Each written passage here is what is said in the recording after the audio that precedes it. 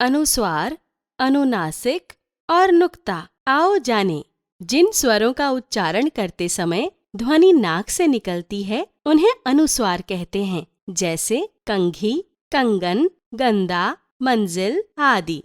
अनुस्वार शब्द अनु जोड़ स्वर के मेल से बनता है, जिसका अर्थ होता है कि ये स्वर के बाद आता है। अनुस्वार का चिन्ह बिंदु होता है।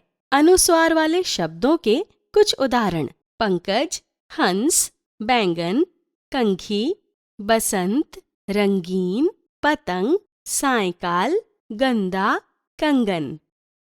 अनुनासिक। आओ जानें, जिन स्वरों का उच्चारण करते समय ध्वनि नाक और मुंह दोनों से निकलती है उन्हें अनुनासिक कहते हैं, जैसे कुआं, मांगना, कांच, पांच आदि। अनुनासिक का चिन्ह चंद्र बिंदु होता है। अनुनासिक वाले शब्दों के कुछ उदाहरण: दांत, आंखें, गांव, अंगूठी, तांगा, बूंद, अंगूठा, चांद, पांच, कुआं। अनुस्वार और अनुनासिक वाले शब्दों के अन्य उदाहरण: अनुस्वार वाले शब्द: चंचल, कंपन, संबंध, बंदर, अंकित, डंडा, झंडा, ढंग, गंध, अंतरिक्ष, बंदा, मंडी, संचालक, बंधन, बंजर। अनुनासिक वाले शब्द: बांस, टांग, गूंथ, मुंह, कांपना, चांदी, मांग, अंधेरा, धंसना, महंगा, छांव, लहंगा, उंगली, धुआं, पूंछ। नुक्ता।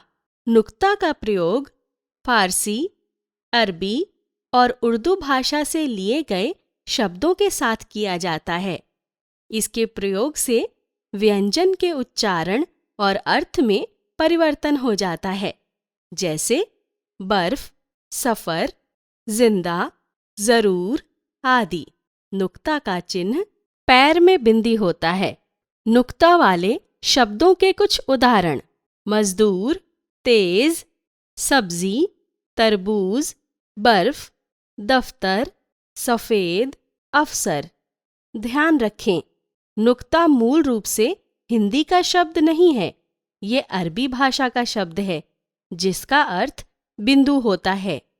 नुक्ता का प्रयोग अरबी, फारसी और उर्दू के शब्दों में किया जाता है। हिंदी भाषा में नुक्ता का प्रयोग ज, फ वर्णों में किया जाता है। नुक्ता के प्रयोग से शब्दों का अर्थ पूरी तरह बदल जाता है और साथ ही उसका उच्चारण भी बदल जाता है, जैसे सजा मतलब दंड, सजा मतलब सजावट, तेज मतलब फुर्तीला, तेज मतलब चमक, जमाना मतलब दुनिया, जमाना मतलब कठोर करना, गज मतलब नाप, गज मतलब हाथी। नुक्ता वाले शब्दों के अन्य उदाहरण: आजाद, फरेबी, कमजोर, फायदा, इज्जत, फसाना, गुजरना, फिल्म, तूफान, फोन, गिरफ्तार, मजदूर, प्रोफेसर, ताज़ा, हमसफर, फकीर, नमाज, खरबूजा, जोर, जरूर, मजहब, हजार, जिंदगी, राज। सोचें और बताएं, जिन स्वरों के उच्चारण में ध्वनि नाक से निकलती है उन्हें क्या कहते हैं? जिन स्वरों के उच्चारण में ध्वनि नाक और मुंह से निकलती है उन्हें क्या कहते हैं? अनुनासिक शब्द में लगने वाला चिन्ह क्या होता है? अनुस्वार और अनुनासिक वाले एक एक शब्द बोलिए। नुक्ता वाले शब्द मूल रूप से किन भाषाओं के हैं? हमने सीखा, जिन स्वरों के उच्चारण के समय ध्वनि नाक से निकलती है उन्हें बिंदु अनुस्वार कहते हैं।